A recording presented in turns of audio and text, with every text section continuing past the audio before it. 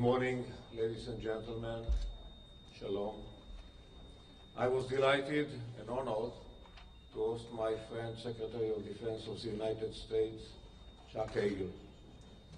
I was very moved, Chuck, that after visiting your troops in Afghanistan, you made Israel the first destination of your term as a Secretary of Defense.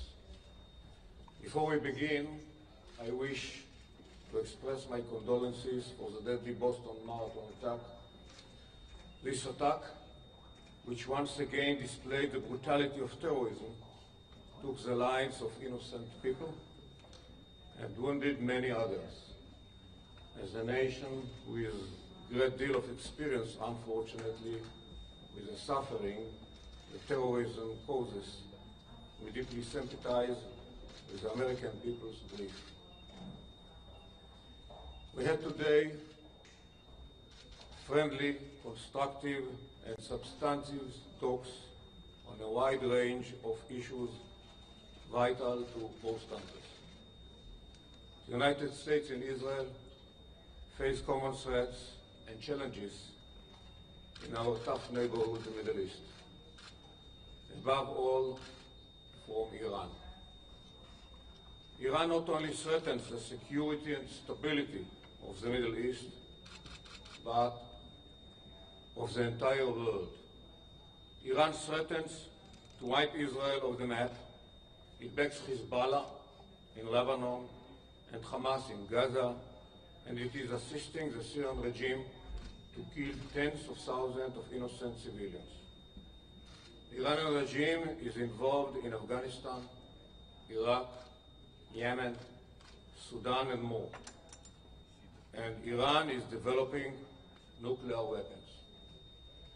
Today's talks are a continuation of the intimate dialogue between the United States and Israel on the best ways to meet these challenges.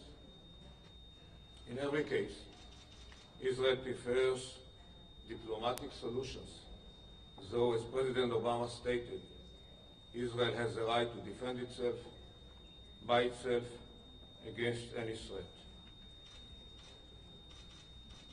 Secretary Hagel, your visit follows the historic visit of President Obama to Israel and his reaffirmation of America's unshakable commitment to Israel's security. And we are thankful for that. This commitment is demonstrated in America's generous support for Israel's defense and in President Obama's pledge to continue that support in the coming future.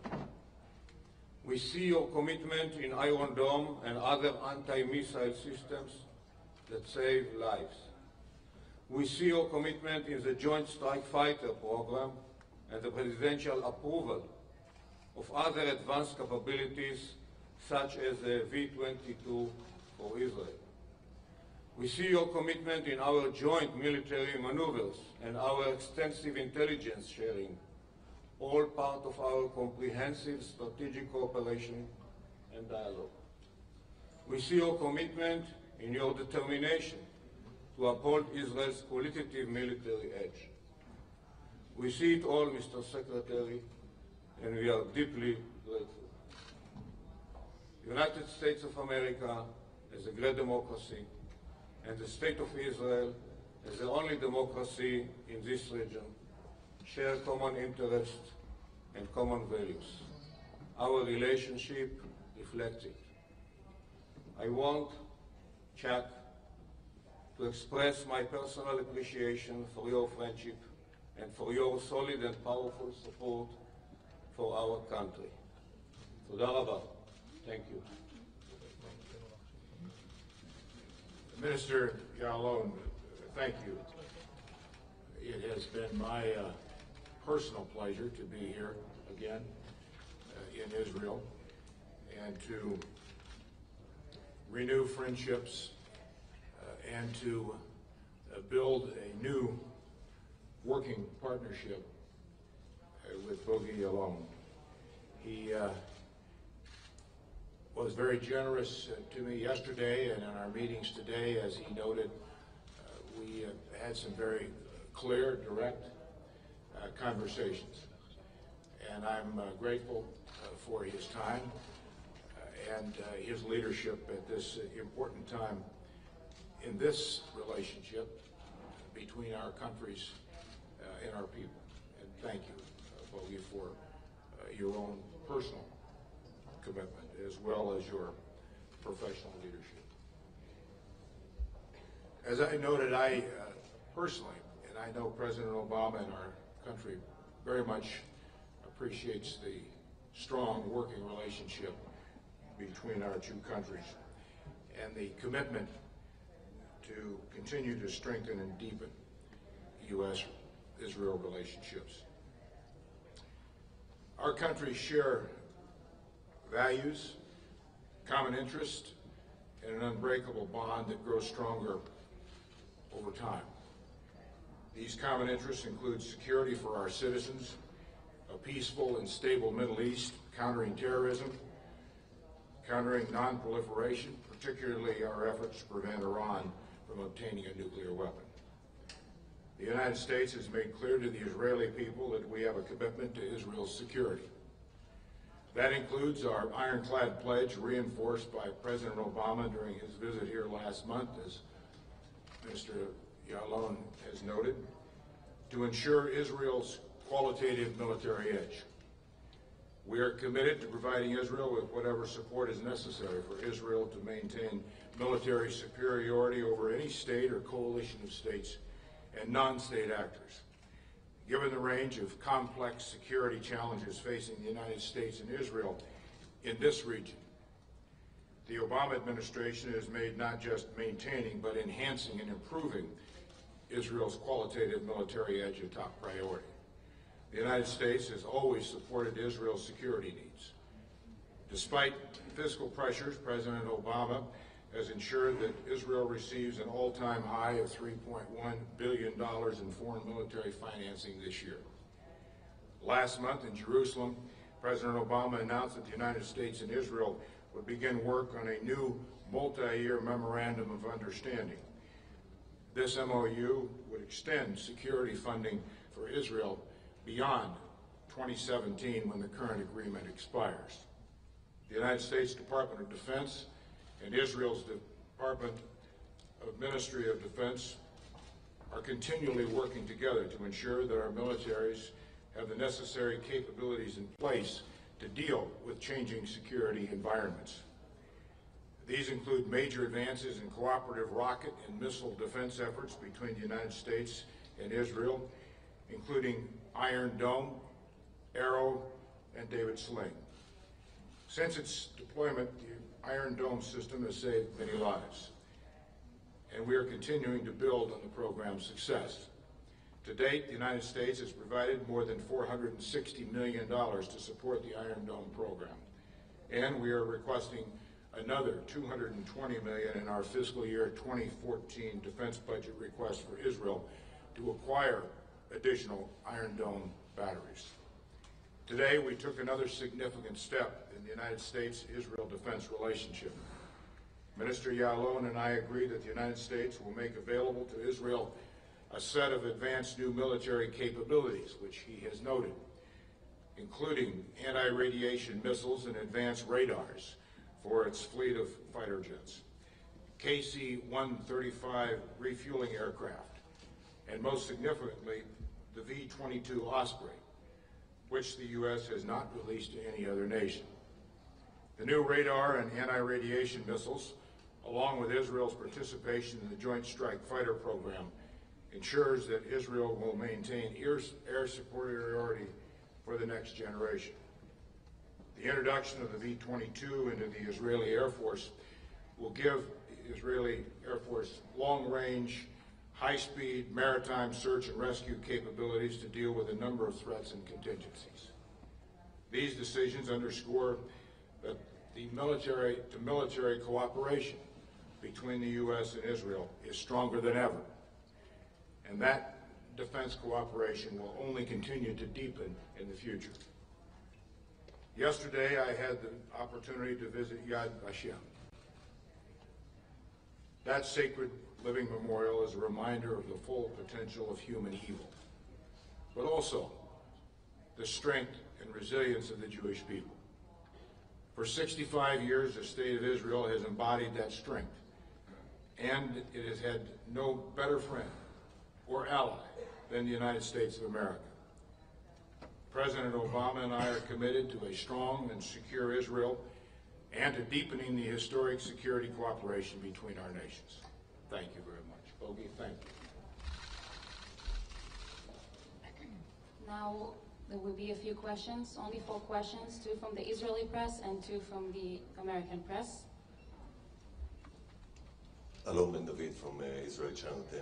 Mr. Secretary, during his visit, President Obama extensively presented his position vis-a-vis Iran, and I wanted to ask you about your own position, because you've been quoted in the past as saying that you see no, and I quote, viable, feasible, responsible military option against Iran, and I wanted to ask whether you still think that there isn't any viable military option.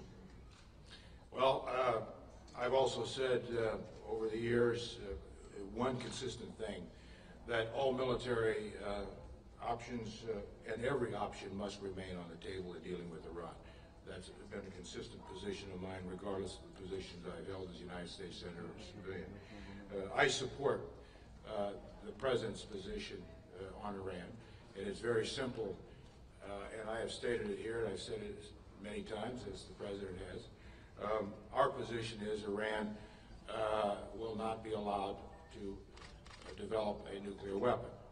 The prevention of Iran from developing a nuclear weapon, period. Thank you. Tom Shaker of the New York Times. Thank you. Mr. Minister, Israeli officials have often warned about what you have termed a zone of immunity, a time in which Iran might so deeply bury its nuclear facilities that you would be unable to strike them successfully. Has the new arms package you described today removed your concerns about this zone of immunity? And if not, what other weapons would you need from the U.S.? And Mr. Secretary, on the flight over, you acknowledged that there are some modest disagreements between the U.S. and Israel in your assessment of the timeline of the Iranian nuclear threat. Have you done anything during your talks today to remove those modest disagreements, to synchronize the clock, so to speak? And if not, would it be advisable for Israel to strike Iran alone? Thank you both. Thank you. Without going into operational considerations, Israel's strategy regarding the military nuclear aspirations of this Iranian regime is very clear. By one way or another, the military nuclear project of Iran should be stopped. Having said that, we believe that the military option, which is well discussed, should be the last resort anyhow. I believe this way regarding any conflict. And there are other tools to be used and to be exhausted, whether it is diplomacy, economic sanctions, or even moral support of the opposition in Iran. But without a credible military option, there is no chance that the Iranian regime will realize that he has to stop the military nuclear project. And in certain circumstances, the military option should be exercised. So this is our very clear policy. And of course, we could keep our right and capabilities to defend ourselves by ourselves. As to your question, Tom, regarding your point about whether Israel should strike Iran, as I said, on that trip over here, Israel is a sovereign nation. Every sovereign nation has a right to defend itself. That calculation has to be made by the sovereign nation. As to your question regarding any minor disagreements about timing, what I was referring to is intelligence agencies always are within ranges of their positions based on measurement of intelligence on all issues. And that doesn't necessarily always come out exactly the same way or in the same time schedule. But I also believe I said that there was no question about our intelligence agencies working very clearly and closely together on this issue. And we are not only in complete agreement on the policy about Iran, but also we are in total agreement on if a time should get to a point here where we will then have to develop other strategies or other options, and I don't think there's any daylight there, any gap. Hi, to both ministers. Watching what's going on in North Korea, don't you think that the West should rapidly increase the sanctions against Iran, and even before the coming election in Tehran on June? And my second question to Mr. Secretary, President Obama said when he was here a month ago that he would like to discuss with Israel the defense aid after the recent package will expire in 2017. What would you? How much money do you anticipate being able to provide, and over what time period of time? Well, as to the second part of your question, that is being explored and will continue to be explored, the new memorandum of understanding, which obviously will include funding. As to your first question, I wasn't sure what exactly it was that you wanted from me on North Korea. Don't you think it is the right time to increase sanction on Iran because of what's going on in North Korea? Well, the sanctions on Iran are, I believe, as potent and deep and wide set of international sanctions that we've ever seen on any country, and those will continue to increase. But I believe, and there's rather significant metrics and measurements that give you this information, that those sanctions are causing a tremendous amount of difficulty for Iran. It is the policy of the United States that and many of our allies to work many tracks in dealing with Iran. And certainly international sanctions are one, and they are having an effect. Whether it leads to an outcome that we desire remains to be seen. But in any event, that's why you use all the different tools that nations have working together. And as I said, the military option is always an option, and it is always on the table.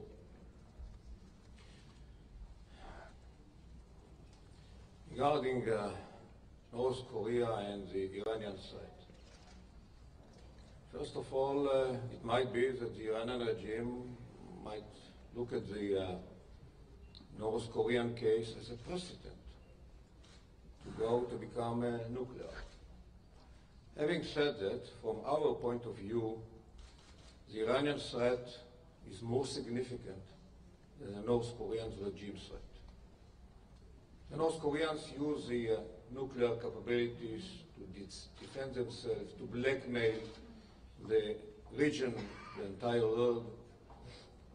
This regime doesn't have aspirations like the Iranian regime, actually to export the revolution, to gain hegemony and influence, first of all, in the region and even on the entire globe. And actually, even without the nuclear capability, this rogue regime in Tehran is using rogue activities to undermine certain regimes in our region, as I mentioned, to be the main generator and instigator for instability in the region by being involved in negative manner in Afghanistan, Iraq, Syria, Lebanon, and elsewhere. And thinking about this kind of rogue regime, non-conventional regime, have non-conventional capabilities, is going to be a nightmare not just for the region, but for the entire globe. So in this regard, we consider the Iranian threat as more significant than the North Korean one. And for the last question, we'll turn to Bob Burns from the Associated Press. Thank you. A question for each of you on chemical weapons in Syria. Minister Yaalone, how extensive does your government believe the chemical weapons use has been in Syria, and what do you think ought to be done about it? And for Secretary Hagel, we've heard differing assessments from different governments about whether it's been used or not. The Israeli government and some other U.S. allies have said yes. The U.S. government has said, we don't know. You yourself have called chemical weapon use in Syria a game changer. My question is, how can it change anything if you can't tell whether they've used it or not? We put a very clear red lines to the Syrian regime. The first one, not to allow sophisticated weapons to be delivered or to be taken by rogue elements like Hezbollah and other rogue elements who are operating now in Syria. And we proved it. When they crossed this red line, we operated, we acted. The second red line is keeping our border on the Golan Heights secure. And in any case that we absorb shots, mortar shells in our side, intentionally or incidentally, we respond. And we did it. We don't allow any element, whether it is the Syrian armed forces or opposition elements, to cross with fire our sovereignty. The third red line that our Prime Minister put is not to allow any rogue elements to put their hand on chemical weapons from the Syrian chemical arsenal. Now it is well known that there is a chemical arsenal in Syria, and this is a red line for us. It hasn't been tested yet, but we are ready to operate if any rogue element is going to put his hand, or any chemical agents are going to be delivered to rogue elements in the region. It hasn't been tested yet. As to your question, I believe that my point was, and what I said was, that currently our intelligence agencies are assessing what happened, what did not happen. I also said, as you correctly noted, that the Syrian government's use of chemical weapons would be a game changer. President Obama has said it is a red line. We, the United States, along with Israel, have options for all contingencies, and certainly the Syrian government's use of chemical weapons would be a game changer and cross that red line. What would change? What would change if they did use them? Well, I'm not going to discuss contingency options and what would change, what wouldn't change here.